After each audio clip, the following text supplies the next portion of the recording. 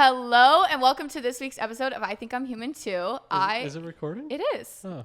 It is. Sorry, I can see the red button. I can see the red restart. from here. No, that's not getting bleeped out. Shout out to bleep that out. Don't bleep it out. Can we get the editor to please cut that? Right. Okay, Exactly. So if you're watching on YouTube or even listening, you can hear 3 different voices. This is a first time for I Think I'm Human Too, so that's exciting. We have my 2 managers here. So we got Santino, who's normally behind all the podcasting. Yep. And then we have Reagan, who's behind basically everything that Catherine Ebbs does online. She's the real manager. She's the real manager. Yeah. Okay, for sure. She's the real manager and Santino's the real boss. But Yeah, honestly, you know what? That's a good way to put that. I'm just the girl boss. Mike's here. going to see this. I'm not the real boss. He's like, Mike Mike, is if the you're real seeing boss. this, we're going to cut it. Mike's the That's owner. true. This is going to be a mess, you guys. Okay, so for this week's episode, we are all down in Austin, Texas. You're in Dallas. So Reagan's out of Dallas. Santino's out of Atlanta. And we were down here for some filming stuff. And so I was like, everyone, like, let's meet in person for the first time. Let's all get together. And Lots of FaceTimes. yes, Lots of FaceTimes. it feels normal. Savannah was just saying that when Santino got here, she's like, I feel like I know him because I'm just like always on FaceTime with you guys. Because Because we Santino's do. always calling to wear somebody out. So Here we true. go. It's true. The roast begins. no, the roast already begun. At least you're not true. getting roasted by a robot. That's true. That's true. That I is feel like true. that makes it so much worse. I've never robot been roasted burn. by a robot. We were talking Yes. this morning about how I feel so awkward because I don't know who to look at here. So I'm just Right. like looking at the camera. Yeah, they're like, just going to get like a very like side yeah, angle. side eye, bombastic side eye. Bombastic side eye. Anyways, okay, so the objective of today's episode, like I'm teaching you guys in class here, I have my Yeah. teacher hat on. You sure do. So I wanted Did you to. plan that line? No, I really didn't. I've been writing it in my notebook for Right. for 6 whole months. So punny of you. So when we all got together, what I thought was very interesting about Reagan and Santino is you guys have had massive career changes. And not necessarily in your, well, you specifically in your role that you do, but more, and you had a whole role change and then you had a whole industry change. Yep. So you kind of do the similar things that you used to do just with a totally different crew. And now you're like completely different. Yeah. So I wanted to talk about that because I feel like that's very normal for adults to, and it's not wrong to love your job and still want to try something new. It's not wrong to hate your job and be looking for something new. It doesn't matter, but I wanted to kind of give some life advice, tell your guys' stories, share your good, the bad, the ugly, the fun, and then just any advice that you would have for people that are maybe thinking about doing it. So yeah, we'll just start from there. So I want you guys to give a little background of what you used to do. Ready? You going to go first? I'm like, nose goes, you go first. We'll throw You want me Santino under to? the bus. Okay. Hey, Fair enough. Rod. Oh, where to start? Okay, so early in my career, I worked in minor league baseball. Then I started working in college athletics. Started working at Temple University for the football team. Coach Collins ended up getting hired, going to Georgia Tech. Really loved working in football. Georgia Tech, I made a little bit more of a name for myself with the staff change, and there was like a lot of eyes on us. The creative work that we were doing, and Coach Collins like loves branding, so it was like very easy for me to like do my job versus like fighting a coach that hates creative people or whatever.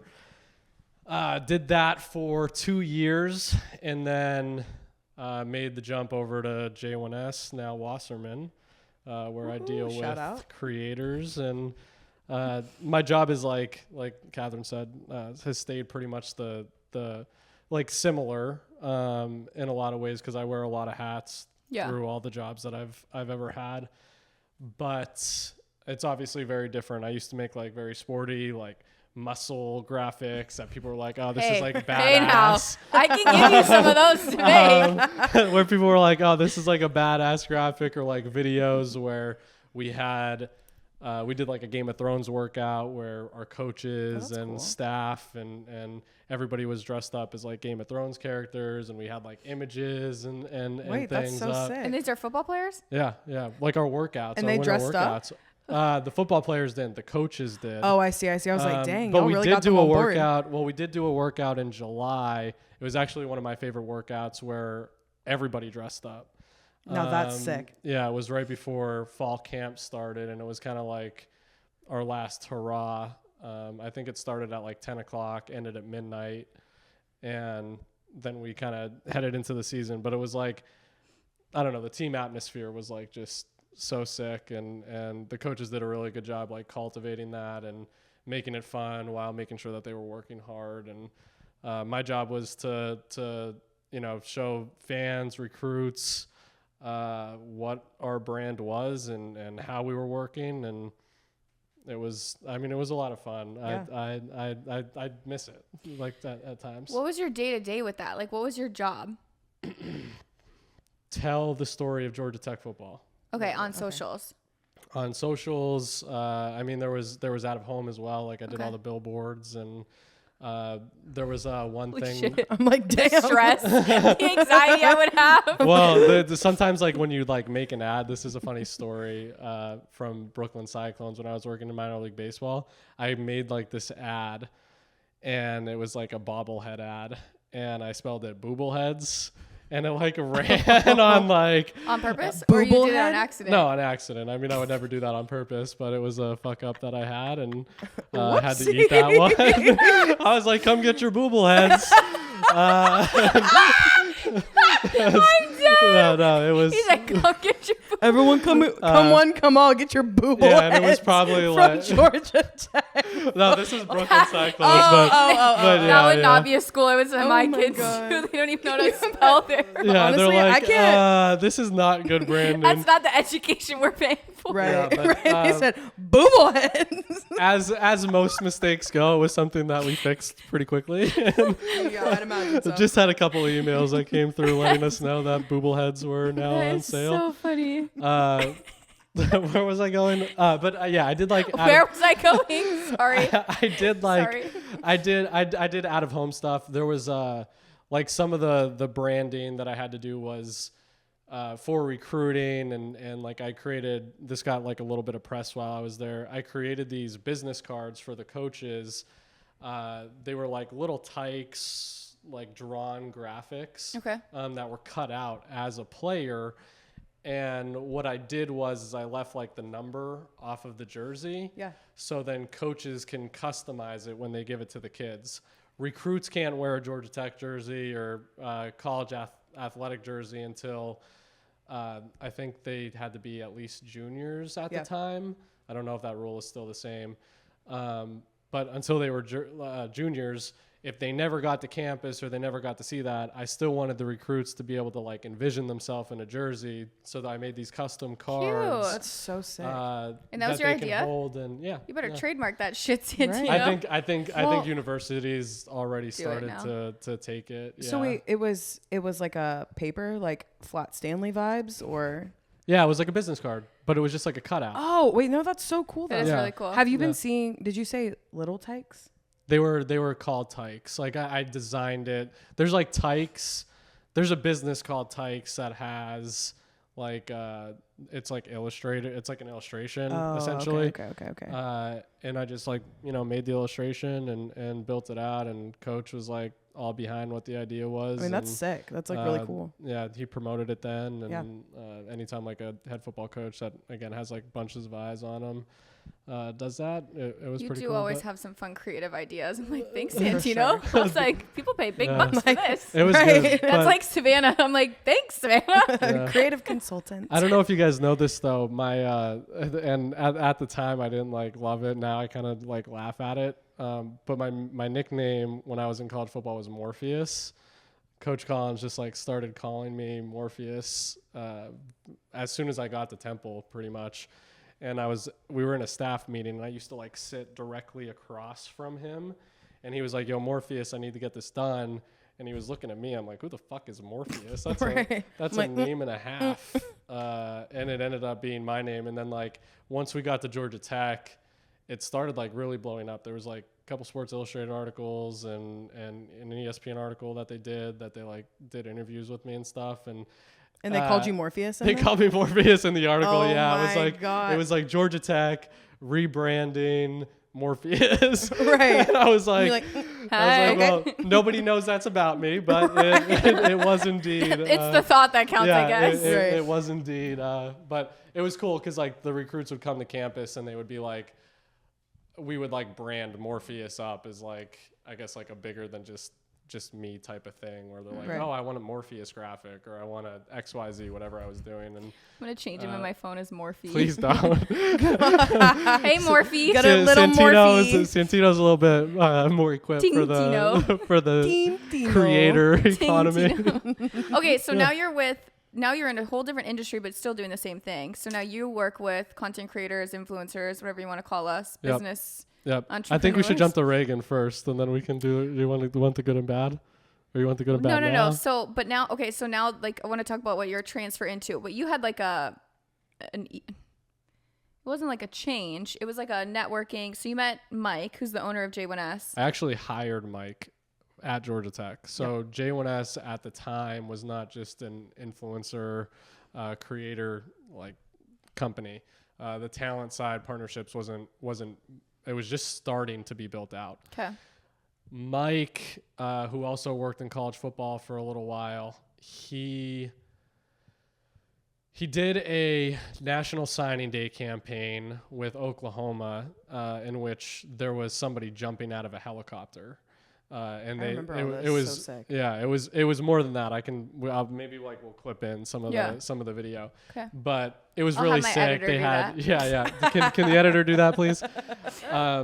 But it was really sick. There was like Lamborghinis and like these sick cars in it, and I was watching this video and I was like, how the fuck do I compete with this?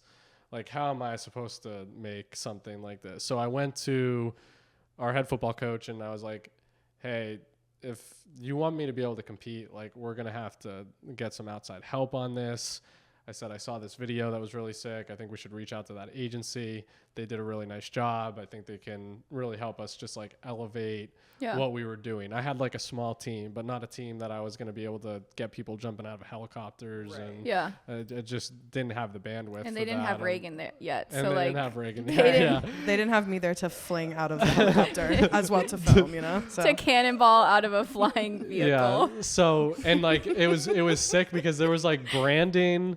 There was like branding on the parachute, and I don't know. It was Okay. So that's how you met Mike. Yes. So I hired Mike. I'm like, please tell us more, Santino. And then eventually USC offered me a job, like the real USC, Southern Cal, not,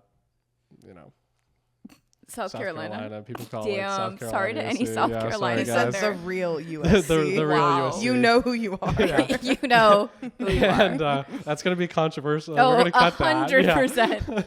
Yeah. He said, we're going to cut that. He's like, note to the editor again, cut that. That is That's a social clip. Hey, listen, we trying to get some traction or what? I mean, come on up. Up for the downloads? Yes or no? Yeah. I'm flying Santino to Minnesota every week just to come on the pod. So USC offered me a job, and is the pinnacle of what college football is, right? Like USC growing up, Reggie Bush, Matt Leinart, all those guys. A really big school. It was like Love Reggie. that was a dream to be able to do something like that. I turned USC down. Okay. So I turned USC down. I was like, I'm not taking it. My now wife definitely was not going to move with me to LA. Because I moved her around multiple times, and she was like, "No, fuck this. I'll just leave your ass and stay put," which was fair of her. But besides that, it was also like I started to realize there was a cap on what I was going to be able to do. Like coaches make hundreds of thousands of dollars, not right away, but eventually. And as like the creative / brand manager, etc., that I was, there's just like a cap on what I'm going to be able to do and what I'm going to be able to make. And I just felt like I could go and do bigger things at some point in my career. Plus I was going to be obsolete because I was like 24, 25 when I was doing the college football thing. And you're like close to the age of the guys. You're like somewhat relevant with and in tune with what they're speaking and their language.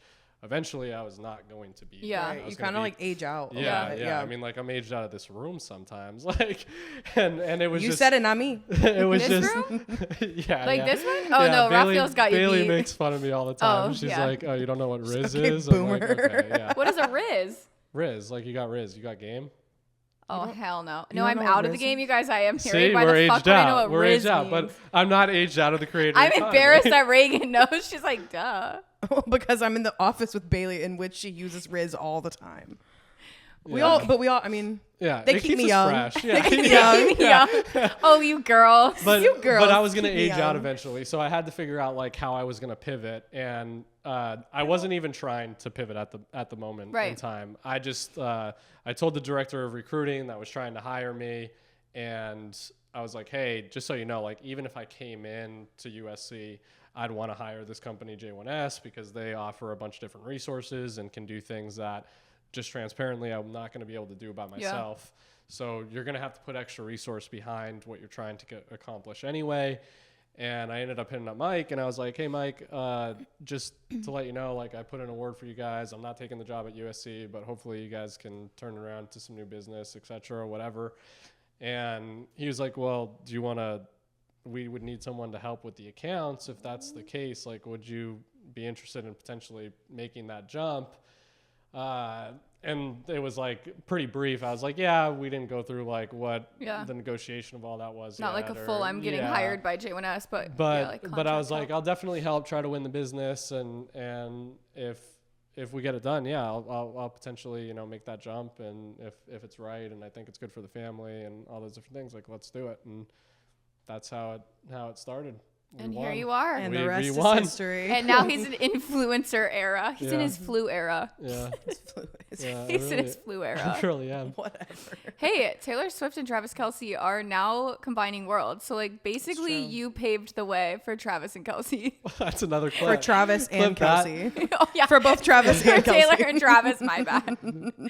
Yeah. The Kelce name throws me off. Yeah, it is interesting though, because like You did it first. You're an icon. I'm not an icon. You're a legend. Morpheus. You're a Morphe. You little Morphe, you. Literally. Yeah. No. Oh my god. He said, yeah. He said, Okay. yeah.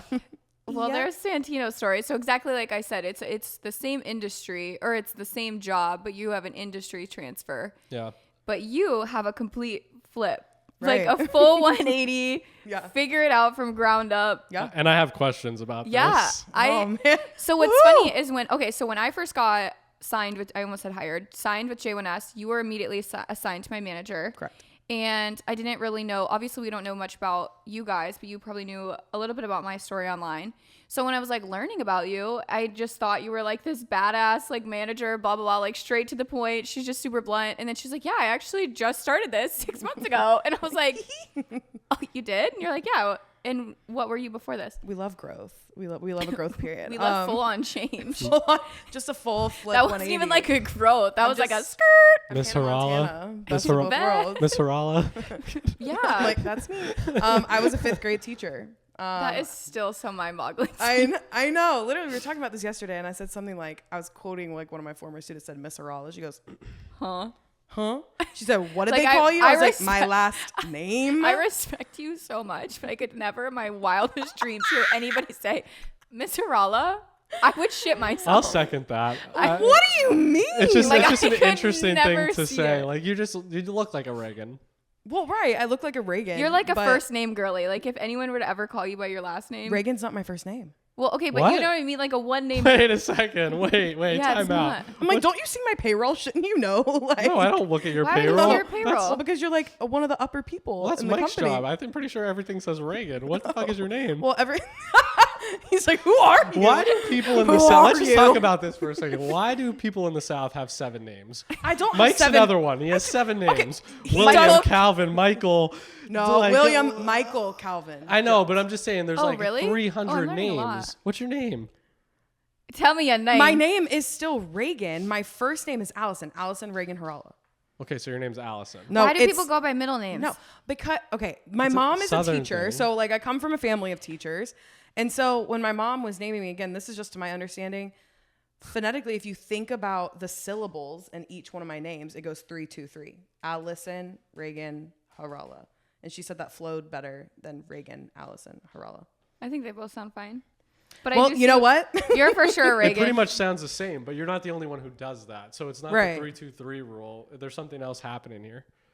You And wanna have call- to- Yeah, we're gonna we do some have to- research on this. We have to get I'm to gonna the call bottom of Terry this. up. Like, why did you do this? I mean, it's just Call like call now on I feel like I speaker. should call you. My mom would be Allison. like, "What?" No, you're not an Allison at all. But you Not. feel I am that. not even in the same. Would you ever do a Vicinity. legal name change? Well, yeah, but I was gonna wait until if I ever get married ever, I was just gonna wait until then, you know. That makes sense. Because I was like, why go through the process of changing my name twice? Yeah. Now, would you 'Cause put it's- Allison to the middle name then? Yeah, and the only time I had to deal with Allison, like I had to deal with it in school. Obviously, new teachers, new professors and stuff would call me Allison.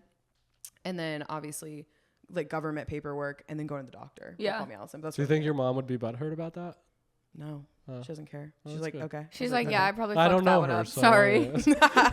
No, I Sorry. definitely think like, you know, let them go by whatever. I think ideally going by first name, it's something that's like, it's not a bad thing. It's just like inconvenient sometimes. It's just When like, you name a child, if you decide to have children, Right. will you call them by their middle name? no, probably their first name. Okay. See, we'll go by middle name. Huh? We'll go by middle name Why? because the names that we have, we want a. Oh, so you know the rule. Well, it's not because of the South, but it's So because you just ridiculed me. Yeah. Wait a Going by my second. middle name. No, no, no, no. And you're I- like, Is your wait, name- is my your name- children are going is to your go by name your Catherine? middle name too. Yeah, my name's actually Catherine. It's Catherine Elizabeth. Oh. But no, the name that like if we want a girl, we would name her Billy. We would want to call her Billy, but we yeah, would want yeah. her to have like an That was my grandma's name. cute. We would want her to have like a professional name. So like say she's older in the workforce and doesn't want to be Billy, like Sure. whatever. So we'll probably call her by the middle name. Got it. And then for a boy, I don't think we would do a middle name. We really like the 1-2, like a. Yeah. Well, I didn't Strong realize one, people two, don't buckle even my like shoe. use the last name sometimes. Like we just got Hudson baptized and everything's like Hudson Patrick. And I was like, his last name is You're irrelevant. You're like, my He's his own namesake, man. priest, I'm like, father. are we gonna Father. it's like someone had a typo here. I'm like, Don't forget about me. They're like already boxing you out. They're, like, Yeah, I was like, they're okay. phasing Santino out very Yeah. slowly. I was like, I made the kid. Now it's well, I didn't make the kid. You but assisted Anyway, in- can you go back Okay, to your yes. story? I was gonna say, whoa, because you know Reagan's about to run with this, and we're gonna be 8 miles Right. deeper than we Sorry, need to I'm be. deflecting. Okay, okay. Eyes up here. Back to the board. Oh my god. 1, 2, 3. Eyes on me. 2, 1. Okay, so you were a 5th grade teacher. Yeah, so I was a 5th grade teacher. My first year of teaching, I started out as a math and science teacher. And then the next year I was more heavily focused on science. I also taught writing. So I've taught everything but reading, which Are you not a good reader? it's not that. It's just, you know, I think math and science are more interesting. They've always been more interesting to me. When I That's so originally went to wild. college, I went for marine biology because that's a passion of mine. Fun fact. Really? Yeah. Like Yeah. marine means water, so like Is that the fish, Is that actually the Like definition? flat, Can we the get- fish? Yes, like the fish and sharks and shit. fish, sharks, patterns of the ocean, all of the above. It could be literally anything. There's many, for many You went to facets teach that? You have some mad ADHD. That's 100% You went to what teach it that? is. Like you just What want to do does that mean? You wanna do Everybody at the everything table under the has sun. ADHD. Yeah, I do. So. Yeah, this is a prescription table. I'm like, brought to you by Adderall. Thank you, Dr. Jones. Bailey, if we can please get a Right. sponsor for this. He's like, Yeah, actually, that shit. not a Vyvanse sponsor. I didn't take it today, Hashtag obviously. BetterHelp. Connecting with a therapist specializing in ADHD. Okay, so then you got into school. Or you were in college. When did you decide you wanted to change into the teaching world? Well, How many times did you change your major? I changed my major twice. So Okay. I went in for marine biology and I really did not like college chemistry. And it also didn't help that like the first semester, first year you're in college, you just want to like have fun, which I know is really, it's like realistically, it's not why you're there, but I did have a lot of fun and my grades kind of reflected that. But also when you're a science major, you're enrolled in science major classes. And I know that sounds redundant, but like you don't take a biology 101. Yeah. You take biology for science majors. So it's more challenging. It's more fast paced. Ugh. It covers a lot more bases. So my first semester, I was like, okay, well, let me go ahead and knock my science credits out. Yeah. So I took biology and chemistry, which biology I love. I think it's very interesting. I aced it, made very good grades. Chemistry, however, You're probably was not very good drowning. at. I was drowning, and then I was trying to have someone like tutor me, and it wasn't working. And then I tried cheating, and that also didn't work. So I was just like, I don't think chemistry is for me. I'm like, whoopsies. Oh, Yeah. whoopsie. Yeah, but my professor, and I don't say this lightly, was a living relic of a dinosaur. She used, and this was in 2013, so she used transparency slides. Do you know what that is? Like with the little light projector. Like my mom had one. My mom was my 3rd grade teacher. That's what she used when I was in 3rd grade. Yeah, I was just about to say we had that in elementary Early school. 2000s. Where they would write on like a whiteboard marker on the slip and then, Yes. And I was like, what? So that's what she would use. And they had probably been written. I never saw this woman pull out like an expo marker or anything like to write anything down. Oh, it was like impermanent marker. That's how old they were. Yeah. Holy like she shit. would just slap it up there. Like it not. She's been teaching that course for 20 years. And if you were to, bless her heart, if you were to look at her, you'd know that she was teaching it for like 45 years. But realistically, I just didn't do great in that class. And I also think that I was kind of like lost. I wasn't really super passionate about it. So I stuck with it and took more basics the next semester. And then I changed to business. Okay. So I was a marketing major, which is kind of, came in handy slightly a little bit. Oh, okay. That makes more sense now. Yeah. But then after I jumped around, went to the University of Arkansas, came back, and then I was like, I'm going to try teaching. I tried to avoid teaching just because all the women in my family were teachers. And not because I didn't respect them and love them. I mean, literally, I had the smartest people in my family ever. You just wanted to do something a little different. I wanted to try to exhaust all my resources, but then it just kind of ended up being like a calling just because I was just really good at it. You're just destined. And I don't mean really good at it from a perspective of like, I came into it and I was rocking it because I was not, it's definitely a learning curve. It was one of the more challenging things I've ever done in my life. But I could see you as a teacher 100% though. Yeah. Like relationships. I mean, even with the kids book that you made, even the book stuff. you made. Yeah. I was like, everything that I do, every time I do a craft, like even not even something that's like a craft, that's something a that teacher might be crafty. It's a teacher No, thing. and they respond, oh, you're such a teacher. I'm like, He what did does say that that to you mean? yesterday. No, literally, when I I'm a texted him a person- picture of that book, he goes, you're such a teacher. I mean more personality wise. Like you're very good at setting boundaries, but being very, very patient.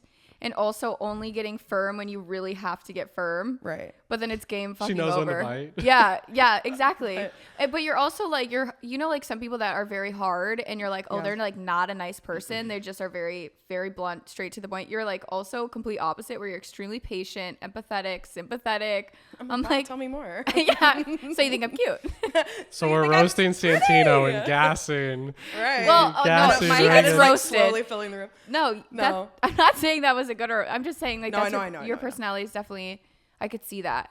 And then when you talk about your students or like your old previous students, you can tell like you genuinely loved and cared for them. I love my kids. I felt like my kids were my kids. Like I seriously, while I was teaching, like obviously I was not in a serious relationship, but I did not want kids just simply because I was like, how could you balance both? Because I felt like those kids were my children almost. Like everything from inside of school to outside of school, going to events, making sure, because you'd be shocked. Like even in, the, tougher schools or in a more affluent area, like there's still so many things that these kids go through. So coming to school needs to be the safe place for them. And they need to come in and know that they can communicate. Like if something happened at home, like, hey, having a good enough relationship with your kids where they come in and you just see them. Like I was telling you yesterday, like down the hallway, I could tell if everything had gone okay in the morning, like at home, or if it was a tough morning and maybe they needed a reset time before they could even start learning. Because I think what a lot of teachers forget is you want to get into it. Like we have things to teach, we have goals to hit, whatever, but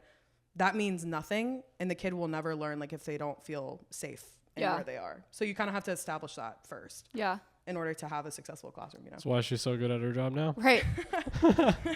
Okay, so where did the intangibles. Where did your flip happen? How did that? I know the story, but what was the story behind that? I actually don't know the full story. I know like the full story. Because you weren't looking to stop teaching, right? No, I was not in any position. I actually was like about to start grad school to become a principal. Because that's like Raphael's best friend did that. Yeah, that's what I wanted to do. And so I would have been teaching and doing grad school at the same time. I would like never have wanted to be in Miss Rawls' office. Right. See, I would have been the one chilling in that office. I was more friends with the teachers than I was the students. That's what I was like that Catherine too. would just come sit in my office. 100%. Hey, girl. I'd be like, do I got to go to class? Come on, it's raw look. I'm like, all right, 5 You need minutes. some help with something. Right. She's like, what do you? Like I'm like, what do you need? She's like, nothing. No, I would just be like, I brought you a snack and a coffee. Listen, I you would can sit here all That shit day. used to work. I used to do bribe the with same thing. Starbucks Oh, yeah, all the time. 100%. Oh yeah, literally, we had a teacher in high school, our art teacher, and he was like, during the period, we'd be like, there was a gas station right across the street, and we're like, hey, can we go? And he was like, if you bring me back a snack. And I was like, 100%. okay. So we'd walk to the gas station. What do you want? I know, exactly. So Pick your that was poison. great. But Okay. no, I loved teaching. Now I feel the need to like explain this, like the act of teaching and then being a teacher are two different things. I think that being a teacher is really, really hard, especially through COVID. That was literally some of the hardest, like those were the biggest challenges I've ever faced. Like with kids and regulating everything and following procedure, and everything just kind of turned upside down because you get, 2 years into your job, you're like, oh, I'm feeling like I can kind of do this. And then COVID hits and you're like, everything changes. And it's just kind of like, oh, okay, that's great for me. I can no longer do this. Right. But no, my very last year of teaching, I was so happy. I had the most amazing class, the most amazing kids, the most amazing support. My team was amazing. Like everything was great. But this opportunity for this job, I had always made jokes to Michael and Hannah, like, oh, if you ever need a 5th grade teacher, let me know, like totally joking. Michael and Hannah, if you're listening, are the owners of J1S. Yes. Just so you guys listening have a background story. Yeah. And you know them on a personal level. That's how you knew like of their company. Okay. Correct. Yeah. So obviously I've had a relationship with like Hannah for a very long time, Michael for a long time as well. And so, Hannah had come to me and was just like, and she said, she just shot me a text. It was so casual. What would it take for you to leave teaching? And I was like, literally, $1 million. $1 million. No, I literally, you can see it in the text. I'm like, shut up. Like, I'm like, whatever. I was like, you're just messing with me, whatever. So I totally like, and she was like, I'm serious. And I was like, come on, be so for real right now. So I kind of like blew her off. I just didn't really respond like for a couple days or for like a week. I just didn't think about it. But what were we doing? No, because I thought that she was joking. I'm just messing with you. So I was like, Actually, fuck all of them. right. Screw everyone. I'd rather deal with kids than you. No, right. Yeah. No, I don't know. Everyone has their own challenges, kids and adults. It's Preach, both, sister, both preach. challenging. But no, I just was reflecting on it a little bit, and then I like casually brought it up to my mom, and I was like, Mom, Hannah texted me this. And she was like, why are you not exploring that opportunity? Like, oh, really? Like, what are you doing? And I was like, I don't know. I just feel like she was joking. Like, I don't think she was being serious, whatever. So I hit Hannah back up and I was like, please tell me, like, are you being serious? Like, for real? And she was like, Bible. And that's how I knew. And so I was like, okay, let's have a conversation about this. So I went and had like an actual meeting where they kind of laid everything out as far as like closer to like what my role would be and what I'd be doing and like where they see me. And it was just it was really, really encouraging just thinking like I'd almost manifested it in a way because I kind of wanted to change, but I wasn't. And it was more like a life change, like being able to move out into the city and be closer to my friends that were out there instead of out in the burbs, a better place for a single girl to be out in the city. So it was just, I don't know. It was kind of like a balancing act because I loved teaching and like I loved the path I had been building this path of where I thought I was going to be going for 4 years at that point. Mm-hmm. I was like, okay, I'm going to go to school. I'm going to be a principal, or I'll have to be an AP for a while and then I'll be a principal and then I want to do this and this and this. So for all of that to kind of flip upside down was just like so different. I cannot picture it. I know. It's just, it was definitely a huge change. And how long was this process? Like, how long did you guys talk about? She had probably texted. I mean, I had said Santino's gonna get offended. It was like 2 days for Reagan and like 2 years for you. No, it's fine. I'm not offended. I'm just kidding. different time of the business. Right. I don't know. Maybe like from the first thing that she said until like all was said and done, like 2 weeks. Like, oh wow, so it was fast. That's yeah, fast. it was. Where were pretty you quick. at in the teaching year? We were literally the last week of school. Okay. The Monday of the last week of school, we got out on that Thursday, I think. I went to my principal's office and told him. Oh, so you quit your job and you were like, I'm not coming back. Yeah, I just told him like I'm gonna be resigning because he also. Hannah's intentional. She was like, "Oh, school year's Yeah, wrapping. that's probably Listen, if we're gonna get Reagan, yeah, if we're if gonna we're gonna Reagan, get her, we gotta get her when we can. yeah. So, and I say 2 weeks. It could have been a month. I have also that's part of ADHD. I have no perception of time, so That's it's fine. just kind of like it's sometime in there. But it took a lot of self-reflecting, lots of crying, lots of like talking to my mom. Yeah, change is hard. Yeah, change. And I've always been someone that's like, I'm an overthinker. Yeah. Therefore, I'm like, listen to all these opportunities, but also like, I love kids and like, And the I unknown. love kids and I love like teaching kids things. And like, really in my life, there's nothing more satisfying to me than like teaching something to someone and seeing the light bulb go off, and then like That's why you like me. She's Shut like, up. yeah, she used to be a dumb bitch, and now she's Not okay. true, but like teaching someone something and them actually being able to take that and apply that to their lives, not because it's fulfilling and knowing that they'll be able to apply it in other places too. Like that's kind of what I loved about it. Yeah. And you get to see the growth. I love that about yeah. college football too, Yeah. where you get them in as freshmen and they're like little fuck turds. And then by the time they're seniors, Fuck they're like turds. these unbelievable human beings Right. that you're just like, wow, like They're finding their footing in the yeah, world. you're just like so excited for them to get started on their careers, or some go to Right. the NFL or whatever. And then like, because for me, you know, every other teacher in an elementary school up until 5th grade, this is in Texas specifically, or in Frisco specifically, but like all of those kids, like once, like every other teacher, like they can go on to the next grade and they'll get to see them in the school, right? They'll be like, oh, see how they're progressing. Like they graduate from 5th grade and they go to a completely different campus, you know? And so you really kind of only hear from word of mouth, or if, you know, certain students you check in on, you know, if they had some different cases and whatnot happening, but like you kind of have to really trust yourself to give them all the tools they need to succeed later, because you don't get to see them anymore, you know? They come back to visit. She's so soft. Isn't that so cute? I love my kids. I was soft as hell too. I Listen, cried the last I football know. game. I was like, I love like, my did I kids. fuck I'm this like this up? back And forth. you said like the fuck turds that came in, like all my kids that came in that were like really, really difficult, I just felt like it was like a mission. I was like, you don't like, and I always told my kids this every single time, because my kids would come in and That's probably what you liked about it. You're Right. like, I'm going to fix this. right. Like, Well, I know, because I'm such a fixer. Yeah. I'm such a fixer, like to a fault. But kids come in and like I always told them, I said, give me a chance to make you like science, because you would think with like experiments and stuff, kids would like it, but up until 5th grade, it's just a lot of reading. Like there Yeah. isn't a whole lot of emphasis on science. They're getting better with like STEM efforts and stuff, Yeah. like bringing it into schools more. But 5th grade's where you get to get your Plug. hands dirty. You get to like, basically it's like we get to blow things up or melt things or whatever. It's just like that kind of stuff is what kids really like. Yeah. Once you So I start making said- volcanoes and Right. No, we didn't make any volcanoes, although that would be the pretty cool. Mentos and the Diet Coke.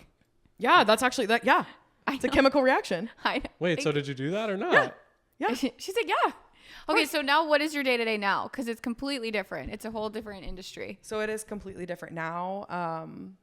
I manage talent. I mean, I know that Yeah. sounds like basic, but day to day. No, but I think for listeners, they're probably like, what does it? Because I didn't even know what you guys did as an agency. And now it I'm made like, made me laugh so hard. Catherine came in the office. She goes, "What do you guys do all day?" I'm like, "Work." and I don't mean that in like a, I No, don't I know, think you I do know, I know. anything, but I'm like, what? I need to know like the math Right. behind it. I'm like, what do you actually do? Like, Right. other than just like emails and calls, you know, from an outsider's perspective, or even There's a now, lot that goes into it. 100%. And now Yeah. as a talent in the agency, I'm like, holy shit, you guys are like 99 miles an hour every single second of every single day. I'm like Yeah. getting texts at 9 o'clock, 3 a.m. I'm like, what the fuck are you guys doing? Okay, so Working.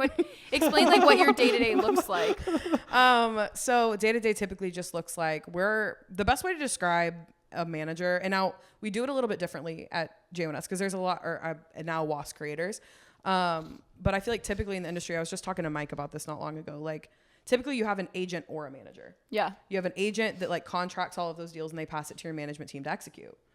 Even though my title is a manager, I do both. I source deals and I execute them as well.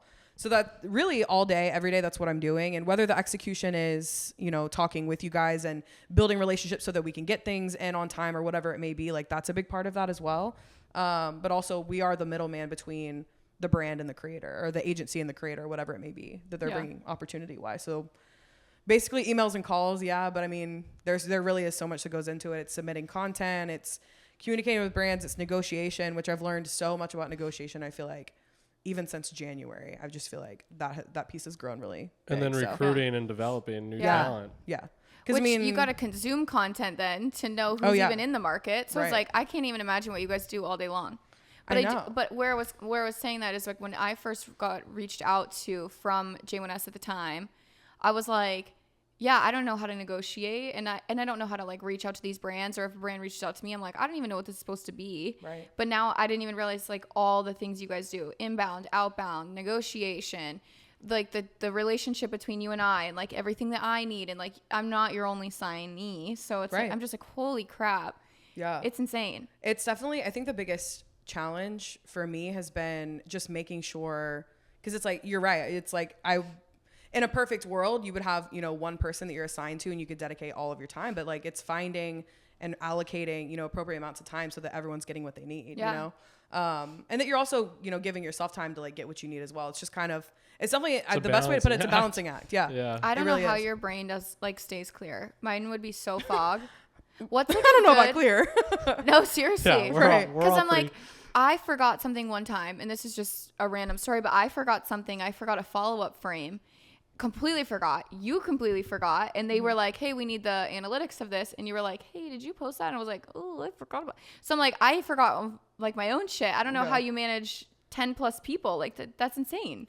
Well, it really processes. It's processes, and then it's also just. I will say at first I just felt like I was cramming so much into my head that it was falling out of my other ear, kind of thing. Like it was just kind of like, and it's like I don't want to drop the ball. I don't want to drop the ball because it's not just about me. Like I am a representation of the company and the talent. Yeah. You know, so it's like if I'm screwing up, if I'm fucking up, then I'm fucking over multiple people. So and I just don't want to do that. So I say I utilize my calendar a lot. Okay. I like to-do lists. Those work nicely for me. You definitely have to build disciplines. Yeah, in this for sure. industry heavy. Like when I was in college athletics, it was easier. Like I can shoot at the hip a little bit more. Yeah. There's not a lot of shooting at the hip now. Nope. No. Okay. It's much more difficult. So we got the backstories out. Okay. Yep. Now for the fun stuff. Let's get into the fun stuff. So if you guys think of any fun questions, feel free to ask them to each other. But when Santino has already got like 12. he's like, look at him. Scheming. He's, Damn it. he's patiently waiting. He's like, I'm coming for you. He's like a kid just chilling. He's like, okay, get to the I really want to get up and walk. Oh my! And get up and pace in front of the camera. Okay, what has been the hardest challenge in the new role for you guys? You go first this time. What about you go first? No, she just went. I just got done talking. She's catching her breath. Okay, what was the question? What's been the hardest challenge of the change? Mine has been, so when I started at J1S, now Wasp Creators, the company was small. Like it was literally 3 or 4 of us at that point in time. And I was coming from places where I was surrounded by 120 plus dudes every single day. Yeah. You know, we worked long hours, but we were like family. So, and for those of you who don't know, I also still work out of Atlanta. The company was based out of Dallas, so I was working remote. I think my biggest struggle was that Seclusion, basically. Yeah, and it wasn't that like Mike and Hannah tried to get me to move. I think like 300,000 times within the amount and span that I was there. Why don't you want to move? I'm not moving because of Jen. So she wants to stay in Atlanta. Yeah, she has a really good job. I moved her around a bunch of times. I didn't think it was fair to her to continue to uproot her in her career because she's uber successful and smart more than me. So Goals. I didn't think it was Goals. I didn't think it was fair for me to continue to do that. So she sacrificed a lot for me early on. I thought it was, time for me to do the same for her. Do you like Atlanta? I love Atlanta. Okay. I do. Good. I do. So it's not like there's obviously like I like it, but I always thought to myself and worst case scenario, like if I ever got, so upset about it or whatever, then I would just have to make another change. Yeah. And you get to travel though, which is nice. I do. I mean, I see the team a bunch and like we work together well and I'm up everybody's ass all the time. Yeah. I'm like, annoyingly. thank God for FaceTime. Yeah. I got my definitely nose. helps. When I got my nose done a couple weeks ago, Santino texted me and was like, I feel like I lost one of my friends this week. Like, I you're did so feel quiet. that way. Because Catherine wasn't on her phone at all. And I was like, leave me alone. What do I do? I'm lost. I'm aboard, little boy. Well, because we went from talking like 700 times a day Right. Literally. to I was trying is to true. allow you to heal, but Thank you. The, Thank you for allow- allowing Yeah, me to do that. Raphael says that. He's like, oh yeah, you can go do that. And I'm like, I know I can. Like, don't say I can. Like, you just piss me off. Thanks for the permission is normally my She response. said that one word. I'm like, that's me. It sets me off. yeah, that was a huge challenge though, and isolation. then obviously I think an easy one was just like learning the industry and like how we were going to do things. The company scaled the talent, so like my time at J1S and now Wasp Creators, Mike and Hannah just obviously sold the business.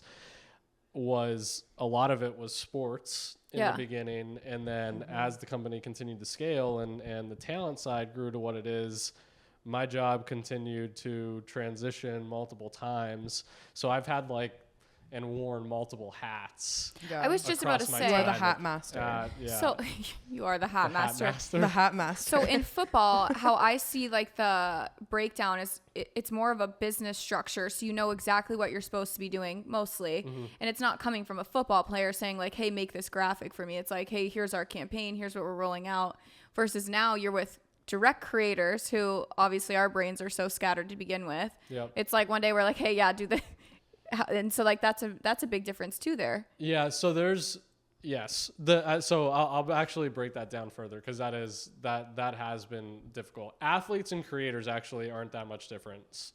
The only thing that I have felt the difference in is creators obviously create. Yeah. So it's been easier to have creative discussion on how we're going to do things versus like an athlete might not care. There's some that do, but there's also some that just like really don't care. Right. Now, when you work for like a singular brand, you know the mission day in and day out. Like I knew exactly what I had to do every single day because my only job was to open the window to Georgia Tech football. Okay.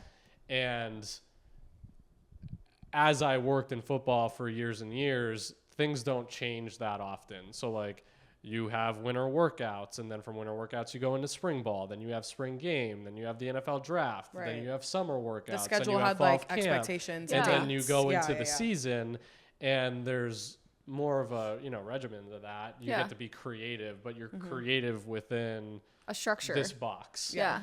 And now I work with several brands and several creators that all do different types of work and on different timelines with on different, different projects. timelines and Yes. and it Some has days we been- respond, some days we don't. yes Some and days and, we're and that's busy. been the biggest Yeah. challenge, and I think you have to just be flexible with how you operate in that way. And also like there's also push and pull in like how I present creative ideas to talent, because like sometimes you work with the talent that is like, this is how I want things done. I don't necessarily want the creative feedback. I just want to use you as a vessel tool to get it done. Yeah. Right. Yeah, I a just need vessel the to help get it editing done. or something. Yeah. And then there's times where in our relationship, you've allowed me a lot of creative freedom in presenting you ideas and you taking them and running with them. And, I obviously like that type of thing because Well, the I love strategy that. side is, You get to flex your creative muscle a little yeah, bit more. and the strategy side is what I think I enjoy the most versus, a lot of people can edit for you and a lot of people can do those things. And we're trying to obviously do something much bigger and creating, sustaining revenue lines and a business that is truly sustainable past what Just the social media. What the partnership side can take you. So yeah, that's been the hardest part though. It's valid. It's tricky. And I found out that Santino's actually a Capricorn. So that's the other side of it. That tracks. As soon as I found that out, because Raphael's a Capricorn, and as soon as I heard that, I was like, my whole brain shifted with how I spoke to and understood Santino. I was like, okay. And my mom's a Capricorn too. He's so a I'm just structured girly through and through. He's a structured girly. He sure is. What was your first impression? Were you like, is this kid crazy? No. But and I know it sounds silly because I really don't go off of but the older I've gotten, I try to understand people better, and the more I've learned about astrology, I've noticed that people really do kind of fit that. Yeah. Not always, and it's not 100%. Not your entire personality is a Capricorn, but like Raphael is very much like that. Like when he says something out loud, he's going to follow through with that. True. Me, I'm just spitting out ideas, and I'm just like brain dump. Yeah, I like to just brain dump, and then Raphael's like, but you said we were doing this, and this. Like, how did this change? And when you were like, I was like, blah, blah, blah, blah, blah, and you're like, okay, well, then 3 days later you would hit me up about it, and he's like, hey, I got this, and this rolling. I was like, oh, he listened to me. Right. Like he meant that. I'm like, wait, he applied my gibberish Yeah. to real Yeah, life. yeah. What do I do with that? Well, that's- it's funny. A lot of my job is deciphering importance versus like unimportance of what is given to me, and I learned that from working with all the coaches that would like come to me with different things, and obviously just being one person and having just a finite amount of bandwidth to be able Sure. to give. You Yeah. have to start to be like, okay, did Catherine say this 3 times? Did Or she really say, mean yeah, that? did she mean it? Did Yeah. she say it once? But Can I put out a temperature yeah, check? right. It's true though, because Raphael's kind of taught me to be intentional with what I'm really saying, or if I am just brain dumping, I'm like, this is just some random ideas I have. I think it'd be fun. Right. Yeah. And now you preface it though. Yeah, and I've You're like, tried hey, I need really to brain hard. dump for a second. Just let me go. And Yeah. I'm like, okay, go ahead. And sometimes, like, even my mom taught that, or like when you were expressing as a kid, you're like, okay, do you need a solution or do you just need an ear? And Correct, that's something yeah. that, as in an adulthood, you're using in multiple different ways. But that is something. As soon as I found that out, I was like, okay, Santino's serious. He'll like call me in the morning. Have I told you this? He FaceTimed me one morning, and I was still in bed, like ugly as fuck. I was like, I'm not answering this. I denied the call. He's like, wake the fuck up, and I was like, bro, it's 7 a.m. It was not 7. It was 7 8. my time. It was 8. 8 your time. And I was like, Listen, I was like, Santino okay, does no. the same thing but you to know, us. But you know what's funny is like, obviously, like I'm the creator. Like I get to do whatever the hell I want. No, I literally woke up. I went and got ready for the day, and I called him back. I was like, I'm up and ready. He was like, good. She's like, are you going to continue to big brother me like this? I You're said to like, Raphael, I yep. was like, Santino's the older brother that I didn't ask for, but I Right, really right, needed, clearly. Oh my God. Okay, so what has been your hardest transition in your career change? I think there's been like different eras, if you will, or like transitional times for me. I feel like the very first thing that was the hardest for me was, so I started, school ended at the end of May. I started like literally 2 weeks after I was done being a teacher. I was up and running it. Oh, you didn't get your J1S. summer?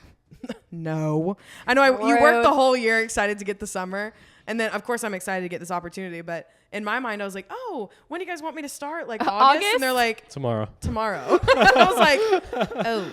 I was like, okay, so much for my summer plans. But no, I think at first, the biggest transition was when July came back around and kids were going back to school. Mm-hmm. That was hard for me. That was hard, like letting go of that. And I think my issue was like, I am so passionate about kids. I am so passionate about teaching. I am so passionate about education and all of those things. Mm-hmm.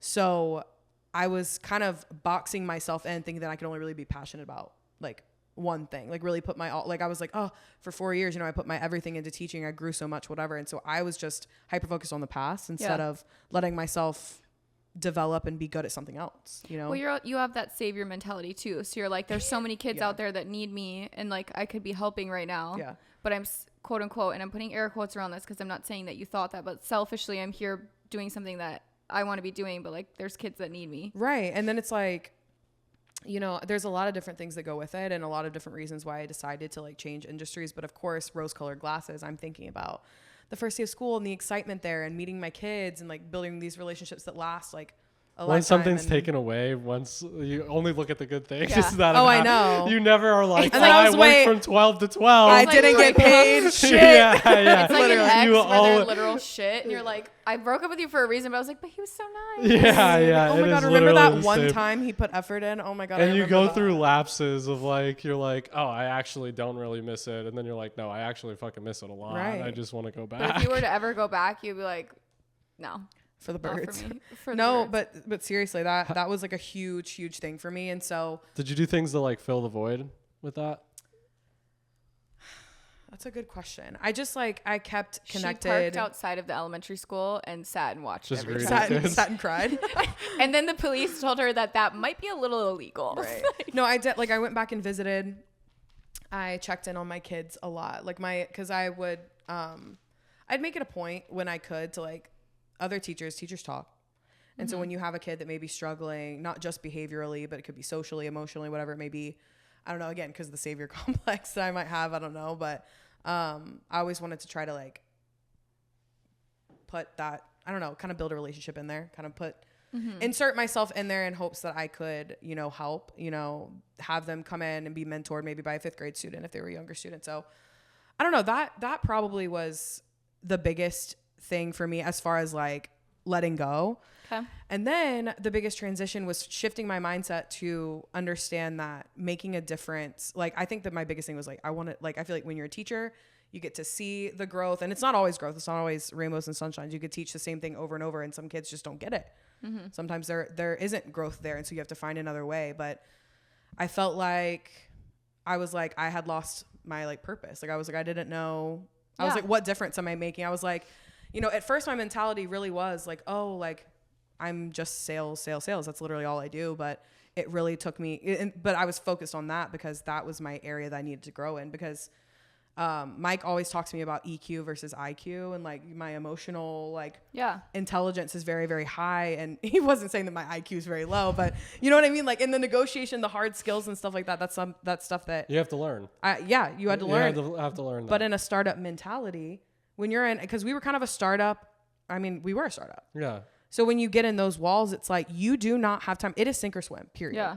You either do it or you don't. And if you don't, then you either learn how to do it quickly or you're out. Like it's just, and you have to take accountability for yourself, because again, in like a startup and in that type of environment, there's not training programs that you're necessarily put through. And these things that have been like researched and developed, and we've changed and grown, and you have to take time outside of the work hours to learn the industry, to figure out how to negotiate, and you got to read, and you got to seek that type of learning out. And it's just, that was really hard. That was really, really hard, just because I felt like I was like, I'm coming in to this job, I'm really, really trying, but like this negotiation thing, it's really, really hard. Like, what do I do? Like, what's my purpose? Blah, blah. So it's kind of like in a tailspin. I don't know. I was just kind of in a spiral. And then, it really took people like my, like our team, higher up in our team, to be like, listen, you just have to shift your mindset. Let's think about, like, because I'm a super goal-oriented person. Like, when I set a goal for myself, I'm going to achieve that goal, no matter what it takes to get there. Just felt like, at first, I was like, I don't even know what goals to set. I don't even know, like, how does one, like, so I am a question master. I ask 1,000 fucking questions. People probably get so annoyed with me. Like, I always want to know. I'm always going to ask why. I'm always going to know, like, for whatever. But I don't know, specifically for that, I was like, I don't even know what questions to ask right now. I was like, because everything was brand new. So I was like, so where do I start? Because where's the bathroom? I was like, right. Do you guys keep water in this office?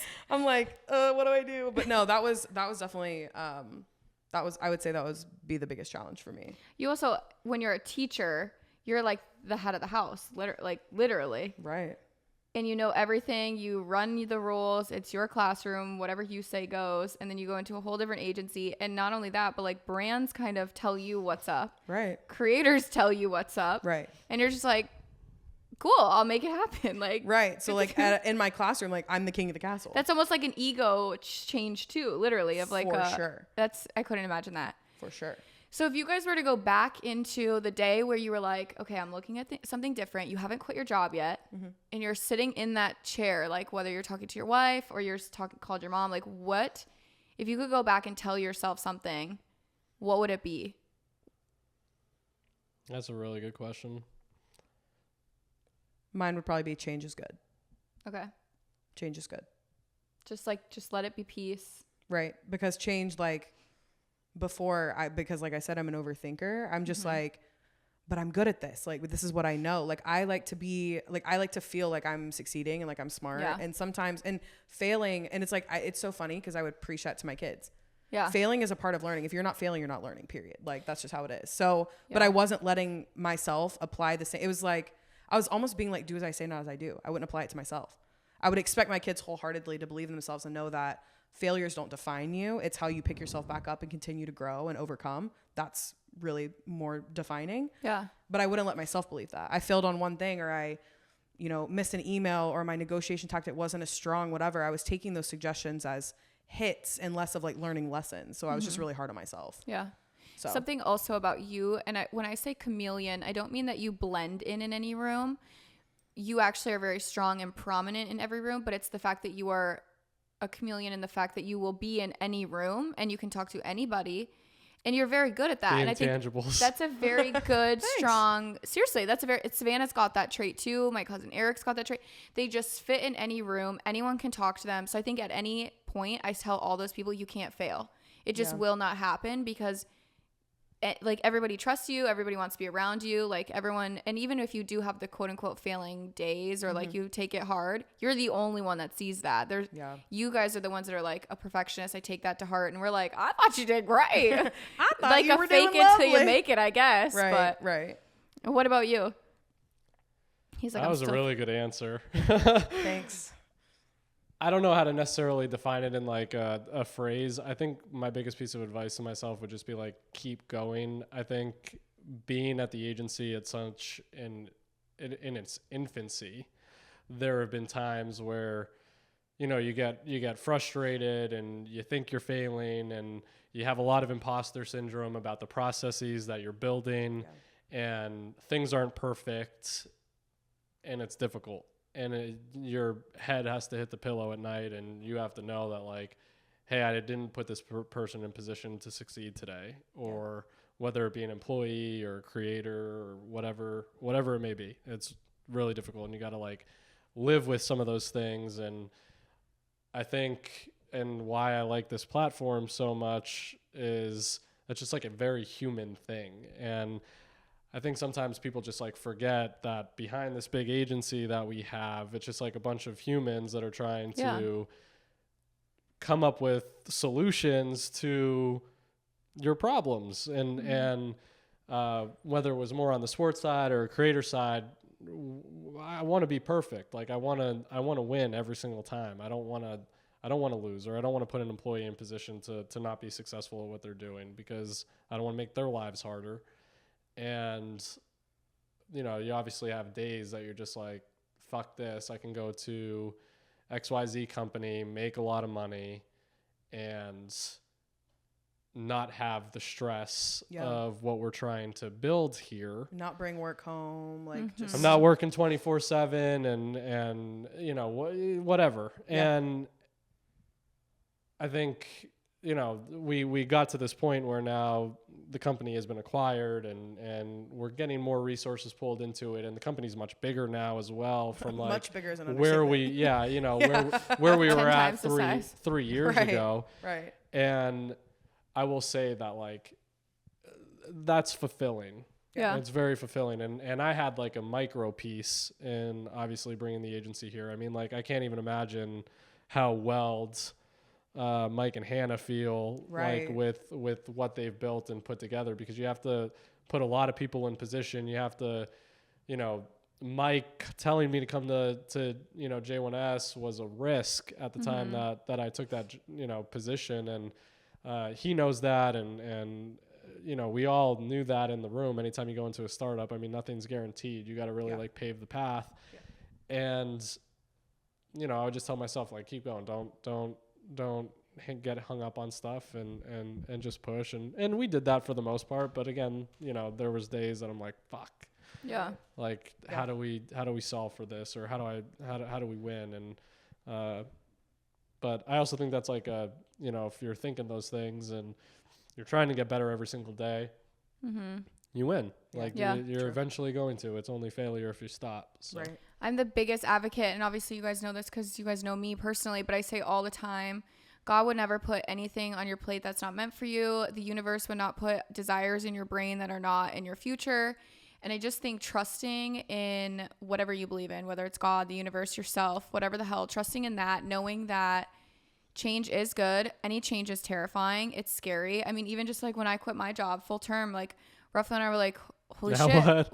Yeah, now what? Like we're about to dive in. But I put so much faith into knowing myself and knowing that this wouldn't be on my path if it wasn't for a reason. And that's just, I say all the time, intentions, if they're pure, you can never fail in this lifetime. Yeah. If you go back to teaching, if you go back to football, like at least you can say, I did it. I tried it out. I didn't love it.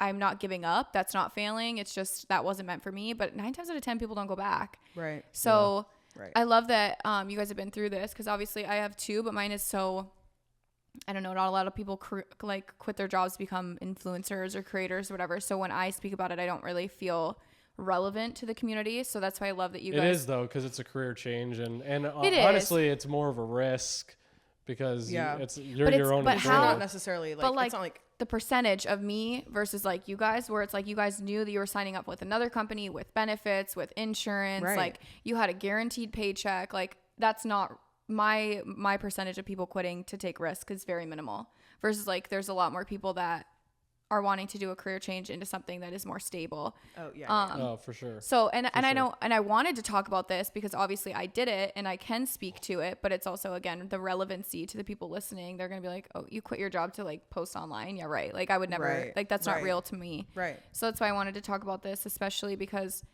I loved that you guys, well, one, I wanted you guys on in general because I just love your guys' stories, and just talking with you guys is so fun. I love it. But yeah, so I always say this. So Santino is Human 2's everything. I say that like he's my right foot, and Reagan is Catherine Ebb's everything. Like literally, I call them the king and the queen of my career because I would be, I'm not joking. Cast that off. I'm not Clip. joking. I'm being very serious. That one's going out from Awesome Right. Creators. He's actually Send it to Casey. Yeah. He's posting it to his personal page and pinning it at the top. Same. Be Are you like, kidding? be like, Mike, did you see? Did you see what Catherine said said? about Catherine- it? They're gonna be like, That was she just really always great. says. Mike's gonna be like, the bitch doesn't shut up. She says everything under the sun. I'm like, But I'm serious. You guys do everything, and I tell you guys all the time. I'm so thankful for your guys' career changes. Just a little hype there. So thanks for being in the room. She's like, please don't go be an electrician. Please don't. No. So Santino was saying. Santino's leaving to be a plumber or whatever you said you were gonna do. Santino was Like, saying what? he's got a new business venture. Hey, I will Eventually. invest in that. Let's do it. One day. I'm gonna. Yeah, we could. Another episode. Another episode. We'll chat. We'll chat. We'll chat about My it. people will call you people. Yeah, we don't want too many of those companies out Raphael's there. gonna buy the building. Hey, we got a lot of people that we can get in on this. We got a squad. We got a squad. Squad up. But I do. So thank you guys for being here today. Thank you for sharing your guys' stories. Of course. That's- Greg is Absolutely. like, you're so cheesy. I'm here all the time. That's not cheesy. Listen, one thing about me, I love the cheese. Not like the cheese that you eat, but like the cheesy. No, she like, do be loving the cheese. I'm mushy on the inside a little bit. I got a Anyways, soft heart. if you are looking to do a career change, I say look up everything that's relevant to you. So does it have everything that fulfills you? Does it have everything that not just fulfills you internally, but fulfills your life? Like, that's not a funny thing. I'm not joking. Like, certain people's lifestyles, you can't take a certain pay cut. You have to, Raphael and I talk about that all the time of like, you have to stick with the job you have. And if you want to get further, like start a side hobby or start learning another career, like, you have to don't just quit your job. We're not sitting here saying like quit your job and take a leap of faith and just hope for the best. Obviously, we've had success stories at this table, but that's not for everybody. So make sure you're making logical decisions before you just leave. Look up their benefits, like what comes with that. A lot of times, like Raphael, if he ever wanted to get out of working for the government, we really got to think like his benefits alone Right. are worth his job. Even if he hated it, we would really have to think. You really got to think about some of that stuff. So obviously make the best informed decision for your life, for your future.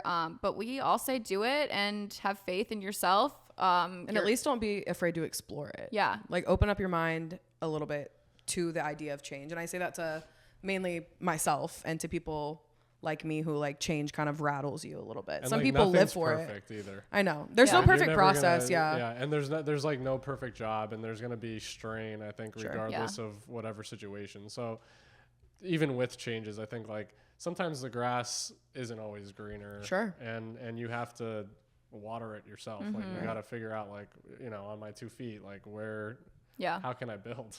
Well, That's and I it. mean, I kind of thought the same thing too. Like I got Yeah. into it and I was like, man, grass is so freaking green over here. Yeah. And the grass was green, but my little patch was just showing a little bit of brown. It needed like some tending by me, you know what I mean? Some growth and some belief in myself to take care of, what needed to get taken care of so that it was as evergreen. Yeah, As it which used to is be, which is normal. And like Yeah. as you get into like new positions, even if you're doing the same things, you're still gonna go through those Yeah. strains of, Yeah. of what it is. Like the first time you manage a team, there's a bunch of different things that Yeah. happen that you don't realize are like an emotion and conversations that you're not used to having. And like there's Right. days where you're just like, Yeah. Yeah. I think it's Rough. important to write down what fulfills you and what your purpose is. And that's with anybody and anyone anywhere. If you know like your top 3 things that matter the most, even when you're looking for a man or you're looking for a new job or you're looking for the type of friends that you want in your circle, like write down what means the most to you because those are the things that you won't bend on. And if you write down the top 3 things that you're looking for in a career, you're not going to choose, or even a career change or a job change, even if it's in the same career, just in a different company, as long as they hold your core values, your morals, your passions, your fulfillment, whatever that may be, again, you can't fail as long as you know that you're not going to take a job that's not going to have your top 3 must-haves. Right. And again, I don't mean that with just money of like, I love that I'm huge in culture of a company, no matter what. Every company I've always worked for, what has always sold me is I've always felt like a family. Even when I hated my job and I hated the company, Right. I loved the family. And that's something with That JNS. is the best part. Yeah. It is. Truly. It really That is. is the best part. Because especially on the worst days where like maybe you do fuck up. Yeah. Or maybe you do let yourself down. Like if you don't have a good community, if you don't have a good team, if you don't have good culture in your company, like that will make or break a company. Absolutely. It'll make or break an employee. It'll make or break every single process in the company. Like truly, it's like it's nothing without it. That to me is the best thing. That is literally the best thing. Like